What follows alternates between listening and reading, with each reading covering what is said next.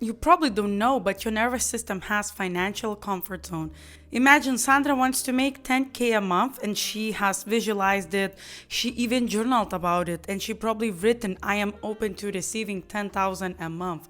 And then imagine somebody offers her an opportunity that could actually move her closer to that number. And suddenly she needs 3 to 5 business days to emotionally recover. What does that even mean? Because wanting more money and feeling normal around more money are two completely different things. So I want to show you how your financial comfort zone gets built and how it can quietly control your decisions one question at a time and how you express yourself. Because if 10,000 sounds incredible in your imagination yet terrifying when we discuss what actually creating it can hold it, that's where we want to look at. You have a version of money that feels normal. Imagine somebody transfers 20 euros into your bank account. Nothing particularly dramatic happens there. Now imagine somebody transferring 2,000. Your reaction probably changes slightly, isn't it? Now imagine somebody transferred 20,000 euros to you. At some point, the number stops feeling normal. Maybe you worry about losing it or whether you could ever create it again. And a 4 euro coffee might require a thought, while a 100 euro purchase creates internal board meeting. Some of that is financial reality. We are not manifesting our way out of mathematics. Sandra, please keep paying your electricity bill because we don't want any debts here. What interests me more than anything is what happens when your financial reality expands, yet internally you are still living according to the old numbers. Now, think about the environment you grew up in. Maybe money meant stress, scarcity, or constant reminders to be realistic. Maybe it meant arguments between your family members. You hear those messages enough and eventually they stop sounding like opinions. They sound like your reality, like nothing else exists. So you become an adult and you decide you want more, yet the old financial world is still underneath all the desire. Because more money can feel weird before it feels normal. So imagine you usually earn about 2,000 euros, then suddenly it's a 7,000 a month. Instead of experiencing this as normal, you wonder whether you can repeat it or whether it was luck. And maybe you become overly cautious, spend too much, or even work twice as hard to prove you deserve it. Or maybe you spend it really next moment.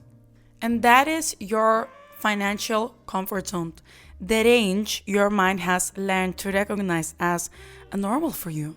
Because money is not only about earning. This shows up in charging, receiving, spending, keeping, and negotiating. And somebody asks what you charge, you suddenly say, normally it's 500, yet it can probably be 350. Sandra, nobody negotiated this with you yet, so stop negotiating against yourself because you're actually afraid of reaction. What might happen if you actually stand for those 500 you said in the first place? So you lower it, you make yourself a little smaller. Or somebody offers to pay for you and you immediately insist that you have it covered. Maybe you genuinely want to pay, or maybe receiving makes you uncomfortable, like you're gonna own them something. Money is about how much you can comfortably receive and hold without immediately returning to familiar territory. Your financial comfort zone can actually choose your life for you without you knowing. Now, imagine receiving opportunity that could actually double your income, but it's going to require visibility and learning something new. Then suddenly the opportunity feels like too much, asking of you. So you choose the smaller opportunity and tell yourself it simply felt more like you. What does more like me actually mean? Does it mean being more familiar, safe, or something where you already know you are competent? And sometimes we call something not me when what it really means is that I have never experienced myself at that level before. I haven't seen this version of me yet. And those are not the same things. This is where your alter ego becomes very useful because it doesn't deny your current reality. She stops allowing your current reality to dictate every future decision. So here's what you can ask yourself. How would the version of me who feels safe with more money would handle this situation? Maybe she would negotiate, charge appropriately, looks at her finances instead of avoiding them, and receives without instantly feeling indebted. So try this with your number. Choose the monthly income that you generally want. Choose your number, not the actual number that feels safe, that feels like you did it before, but the number that could actually impress you. Now, imagine that amount arriving every single month for the next 12 months. Then ask yourself, what about earning this amount makes me uncomfortable? Write down those feelings. Maybe you think that you had to work double hard in order to deserve this money. Maybe that it would make your partner uncomfortable. Maybe your partner would feel even threatened by that. Maybe your family would think that you changed or you have done something inconvenient or unlawful. And that is useful information. Now you know what you're actually dealing with. But the real question is underneath.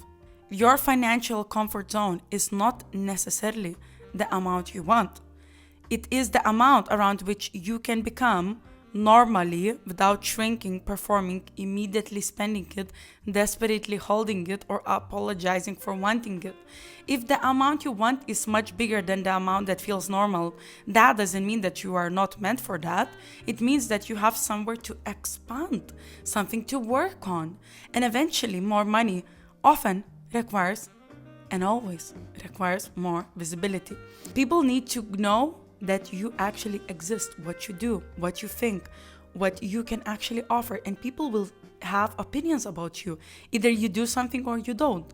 So some will love you, some will misunderstand you, some will hate you, some will inevitably decide that you are too much and too loud. Being visible without constantly adjusting yourself to manage everybody's reaction is a skill. And we're gonna talk about that. So if you haven't already, make sure that you subscribe to the channel and lean into the conversation. Be the first to be notified when the new conversation drops. Then go into the library and choose whatever catches your attention next. Maybe you're gonna listen to this while you drive, clean, or even walk around your home doing the little things. We are doing this to help you build the life you're actually obsessed living. So enjoy the conversation flowing in your ears, in your heart. Lean into the body and trust that this is guiding you exactly where you need to go next. So I'll see you in the next one.